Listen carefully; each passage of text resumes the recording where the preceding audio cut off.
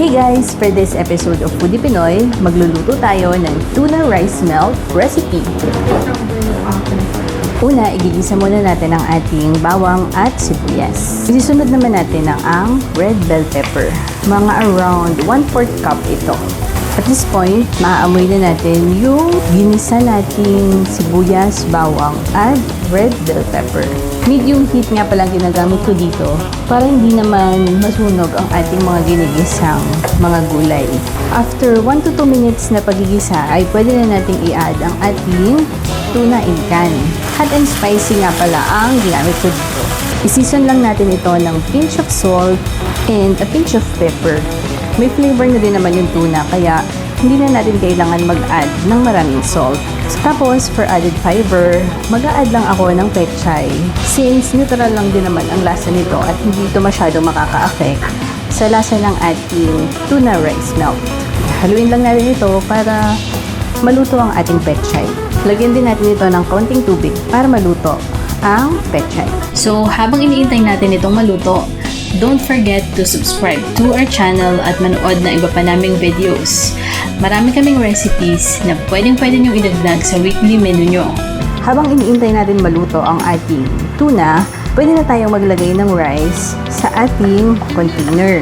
By the way, ang recipe na ito ay good for 2 to 3 persons. So, bagong saing na rice ang ginamit ko dito. Ito ko siya nilagay sa microwavable container kasi ilalagay natin sa taas yung tuna, then mag-grate tayo ng cheese at ilalagay sa microwave para mag-melt ang cheese. After few minutes, ito na ang itsura ng ating tuna. At this point, papaigahin lang natin yung tubig para hindi naman masyadong runny ang ating tuna toppings. Titikman na rin natin ito just in case kailangan pa natin mag-add ng salt.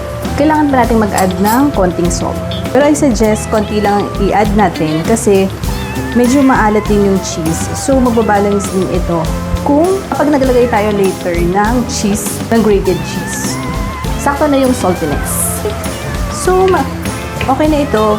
Turn off na natin ang stove at ilagay na natin ito sa ating rice. By the way, sa mga dish nga pala na ganito, naglalagay talaga ako ng mga leafy vegetables katulad ng pechay o kaya naman ay malunggay.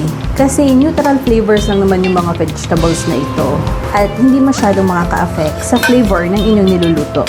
At the same time, added fiber na rin para sa atin. Lastly, lalagyan natin ng grated cheese. Siguro mga 1/4 block ang ilalagay natin. I-spread na lang natin yan later para hindi naman nakalagay lang sa isang part. By the way, alam niyo ba na ang recipe na ito ay nagko-cost lang ng around 150 pesos? Ang can of tuna is 87 pesos, medium size onion 8 pesos, 2 cloves garlic, ilagay na lang natin siya sa 5 pesos, 1 medium size bell pepper 20 pesos, at cheese ay ilagay na natin at 30 pesos. For a total of 150 pesos na I think good for 2 to 3 person. So, ito na yung ating tuna rice with cheese. So, as of now, hindi pa melted ang ating cheese kaya ilalagay natin ito sa microwave for a few seconds para matunaw naman yung ating cheese na nilagay. Tada! Ito na ang ating tuna rice melt recipe. Okay, so, try natin mag-taste test. Para tikman naman natin ang lasa ng ating niluto. Wow! Kita nyo naman na nag-sip through sa ilalim yung ating niluto. Siguro next time, mas liniitan ko pa yung gayat ng pechay para hindi naman siya mahirap sandukin kapag kakainin na. Try this recipe. Kung wala kayong oras or nagmamadali kayo sa pagluluto, very easy ang recipe na ito at very filling din and satisfying. For only 150 pesos na good for 3 person na. Okay? Thank you for watching. Bye! Hey mga ka-foodie, nagustuhan nyo ba ang recipe na ito? Let us know in the comment section below. Hit like if you enjoy this video.